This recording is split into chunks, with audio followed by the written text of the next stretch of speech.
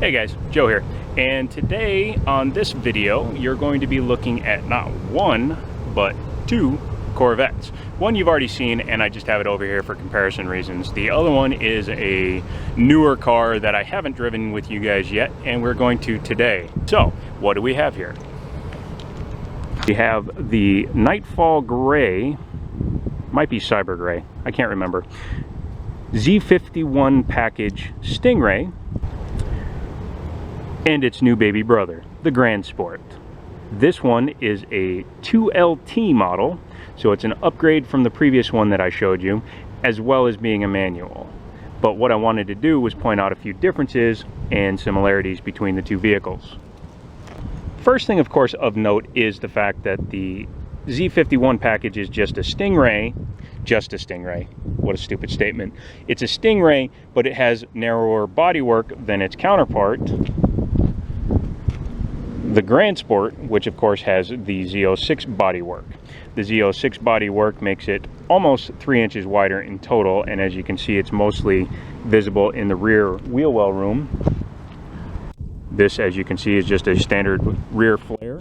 This one is flared out quite dramatically. Brakes are different between the two vehicles. This one, as you can see, they are ventilated, but they are smaller than the ones on the Grand Sport, because the Grand Sport has the same brake package that's on the Z06. As you can see, it's got an aluminum hat and steel rotor, so that's a bit of an upgrade from the standard package.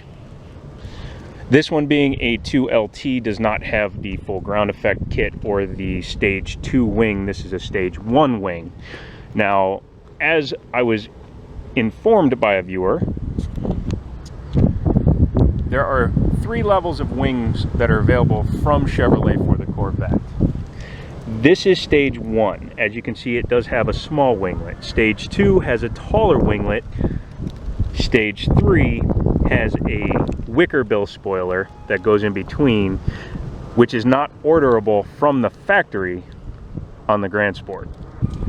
Looking directly at the front, obviously there are a couple of other changes. As you can see down here in the grille, the Stingray has a chrome bar, whereas the front end on the Grand Sport has the Z06 grille with brake ducting for the cooling of said front brakes. This color is called Black Rose. I'm not sure how I felt about it when I first saw it, but the more I look at it, the better and better it looks, especially with the black accents, the wheels, the wheel well extension in the front, the little bits of black as you go around it.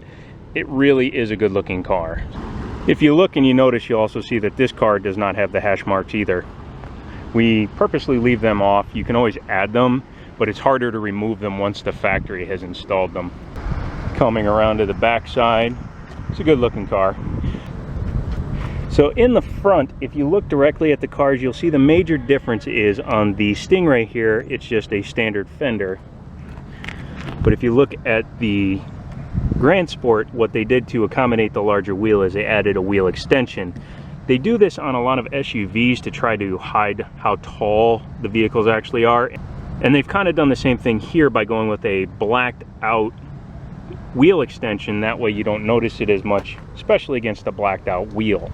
Headlights are exactly the same between the two cars. Taillights are the same. They even have the same hood. As you can see, it has the heat extractors here, you have the heat extractors there. This is the back of the Stingray, and as you can see, it's just absolutely standard. Special thank you to Manassas Chevrolet for letting me use the vehicles and letting me drive them around a little bit more. Obviously, I'm only doing this because this vehicle hasn't gone in the showroom yet, and believe it or not, you have to put a few miles on the car before you can inspect them for sale. Okay, so this is the rear of the Grand Sport, and as you can see, one of the differences, since it is a wider rear quarter panel, this venting area is wider, and this is also functional as opposed to the other one, which has a block off plate in it. So yeah, let's hop on the inside and see what the major differences are. This is, as I said, a 2017 Corvette Grand Sport Coupe with the manual transmission. Now, what does this car cost? It costs $73,685. Before you run to the keyboards and go, oh my God, that's way too much money, keep in mind, for the equipment it has, which is things like the 2LT package, which gives you the memory seats, the luggage shade, the heated outside mirrors. Okay, they're pretty stupid things, but you have things like the heated and ventilated seats, the universal home remote, the heads-up display, and the curb view cameras. That is a pretty good package. You also have in this vehicle the performance data video recorder, which comes with navigation for $1,800, and we put that on the other car too because it's a nice thing to have. But this car also has the black rose metallic paint, which was $500, as well as the Grand Sport black aluminum wheels, which was only $500. You'd be stupid not to get that, especially on a darker color like this.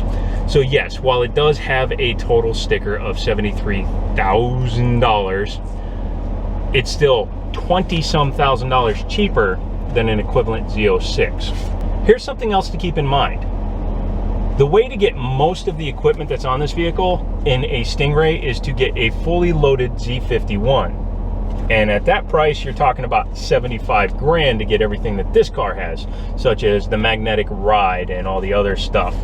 Since this one has the equipment as standard, you're getting a hell of a savings.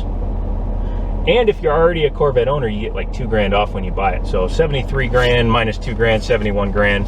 Dollar for dollar, it's a hell of a bargain. So this one has the performance data recorder and the heads-up display. The heads-up display is really easy to read. I like it. For some reason, when I'm filming, it always looks like it's a lot farther away, but it's right in front of my face. That little circle on the edge there, as well as that little circle there, is your gear indicator. As you can see here, you have a couple of paddles. No matter which paddle you pull, it does the active rev match. I drove this car earlier with my coworker, and number one, my feet are too big for the clutch pedals, especially with the shoes I'm wearing, since I have to wear a certain kind of shoe when I'm at work. So I didn't have good control over the clutch, as well as the fact that the car has 16 miles on it, so the clutch isn't broken into my shifting style anyway. So for the drive, we are going to leave the car in track mode. How does that sound? Gives you more aggressive shifts and throttle. First impressions, I like the clutch in this car way better than the Camaro. I hate driving over gravel though, because you can hear it like you wouldn't believe.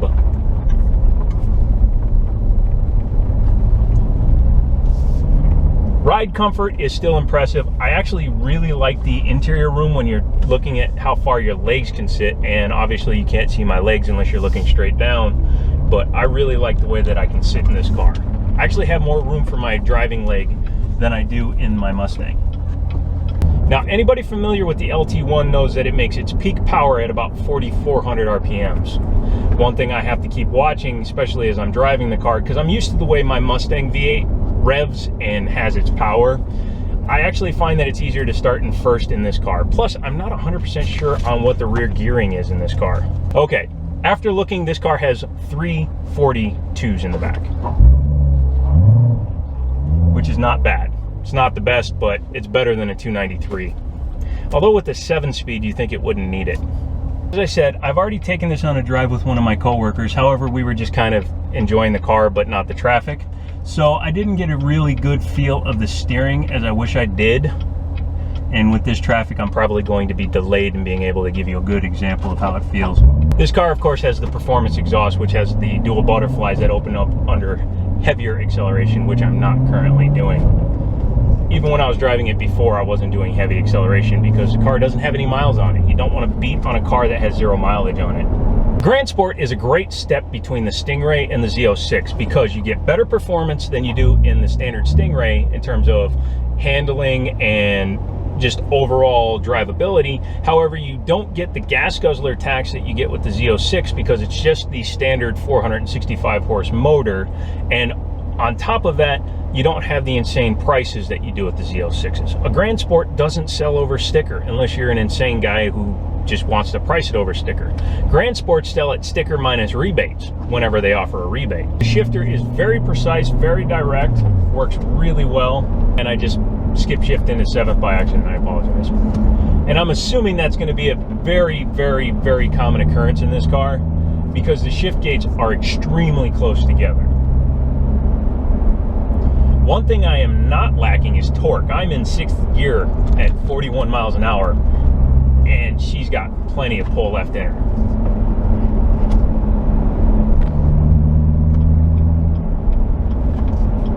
I don't know if this is psychological, but the steering feels slightly lighter than the Z06 without being as light as a Z51. Might just be my brain just interpreting it the wrong way, but that's what I feel. Yeah, that shift would probably take me about a week. See, I have no idea where I'm going right now. 6th, okay, got it.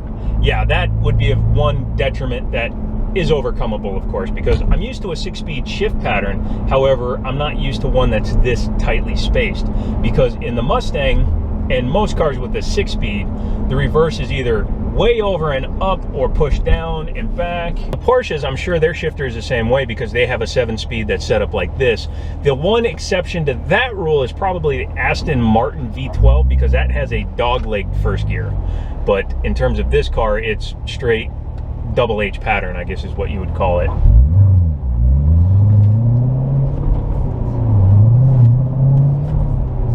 Under just like regular driving in track mode, it's not launching it in my taste, so I'm going to leave it in sport. Actually, how about touring? Let's go to touring mode, see how that does for low speed acceleration.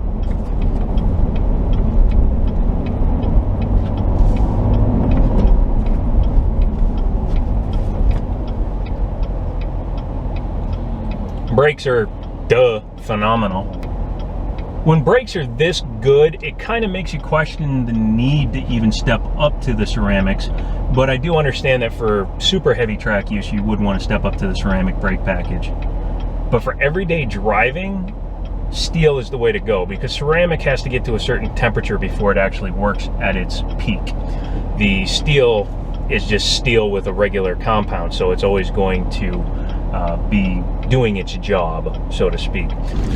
Well, shoot, I just dropped you. Can you believe that? I can. You know why? Because I do it a lot. Yeah. As we're pulling back in, I would like to thank Manassas Chevrolet for letting me borrow the car. If you have any questions about this car or the Stingray that I was showing or any other vehicle that Chevrolet currently sells, let me know. I do some comparisons when a car comes in that could potentially be a competitor, such as last weekend we had a gentleman trying to trade in a Porsche 911. That didn't go through as a deal, so we didn't take the car. But if anything does change and I get a car that I think is worth reviewing, even a used one, I'd do it. So yeah, I will talk to you guys later. Leave me a comment, like the videos if you like them, feel free to subscribe because as I can, I film cars, as I can, I film my pickups, and as I can. So yeah, I'll talk to you later.